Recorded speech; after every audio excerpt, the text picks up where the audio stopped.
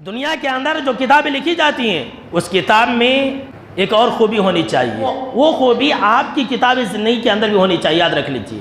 وہ کیا ہے کہ وہ جو کتاب ہے اس کتاب کے اندر جو باتیں لکھی گئی ہے، بھائی ٹاپک اچھا ہے لیکن اس کتاب کے اندر جو باتیں لکھی ہوئی ہیں اس کی لائنیں، اس کی سطریں، اس کا پیراگراف اچھا نہیں ہے تو کوئی پڑھے گا؟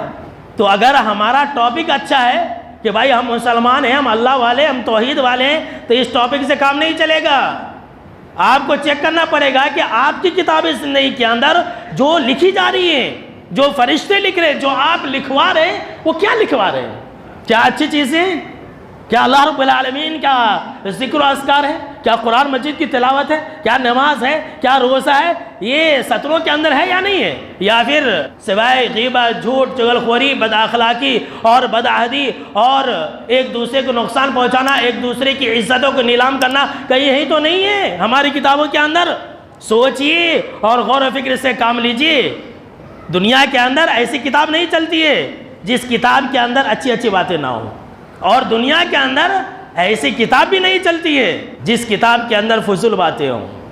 جی ہاں میرے دوستو، جس کتاب کے اندر بیکار باتیں ہوتی ہیں نا، کوئی نہیں پڑھتا ہے، دیکھتا ہے بک اسٹال کے اوپر ہی چھوڑ دیتا ہے۔ تو آپ سوچئے کہ آپ کی کتاب کے اندر کہیں لغویات تو نہیں ہے، کہیں آپ کی کتاب کے اندر فضول باتیں تو نہیں ہے، کہیں ایسا تو نہیں ہے کہ آپ اپنی کتاب کے اندر فضول باتوں کو لکھ رہے ہیں۔ اب جو انسان 5 وقت کی نماز نہیں پڑھتا، ظہر میں، عصر میں، مغرب میں، عشاء میں اور فجر میں نہیں آتا، وہ انسان اپنی کتاب زندگی کے اندر کیا لکھے گا؟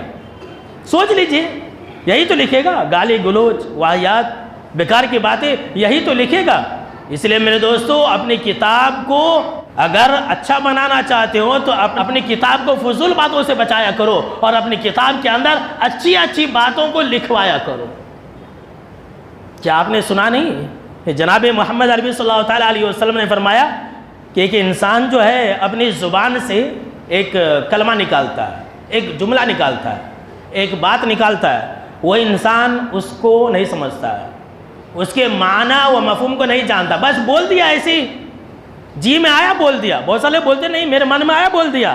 تو جناب محمد عربی صلی اللہ تعالیٰ علیہ وسلم نے فرمایا کہ وہ انسان اس جملے کی وجہ سے جو زبان سے نکالا، جو اسی کتاب میں لکھی جا چکی ہے، اس جملے کے اور اس ورڈ کی ادا کرنے کی وجہ سے وہ انسان جہنم کے سب سے نچلے گڈھے کے اندر گر چکا ہوتا ہے۔ اللہ کی پناہ۔ کہیں آپ کی کتاب کے اندر ایسی بات تو نہیں ہے نا؟ چیک کر لیجئے۔